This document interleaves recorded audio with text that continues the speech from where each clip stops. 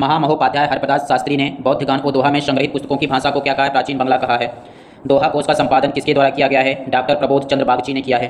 दोहा कोश में किसके दोहा संग्रहित हैं? तो दोहा कोश में तिलोप्पा, सरहपा और कन्हपा के दोहे संग्रहित हैं।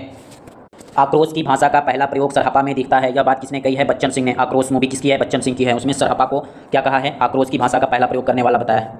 सिद्धों की भाषा को संध्या भाषा का नाम किसने दिया था? तो सिद्धों की भाषा को संध्या भाषा का नाम मुनिदत्त और अद्वैब्रज ने दिया था।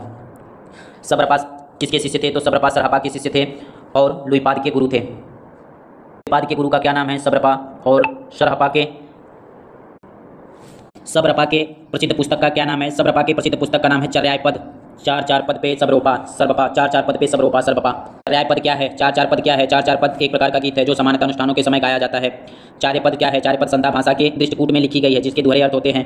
दोहा कोश की रचना किस भाषा में हुई है? तो परिनिष्ठ अपभ्रंश में हुई है।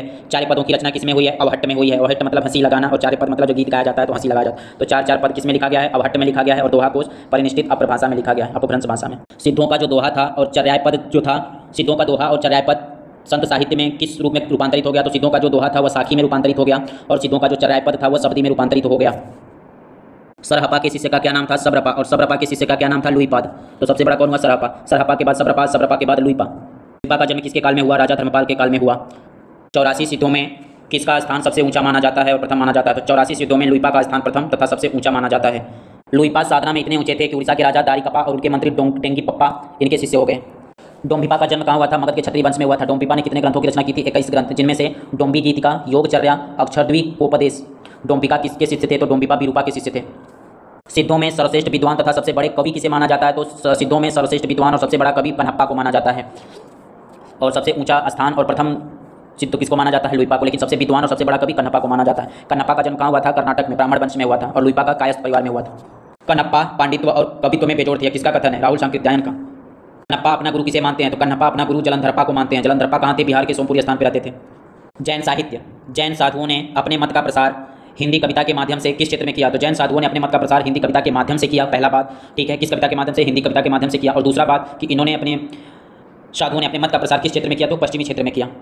रास काव्य परंपरा में प्राचीनतम विज्ञात ग्रंथ किसे माना जाता है? तो रास काव्य परंपरा में प्राचीनतम विज्ञात ग्रंथ रिपुदारणरास को माना जाता है। इसकी काल समय 905 ईस्वी किसने बताया? तो डॉक्टर दशरथ ओझा ने बताया है।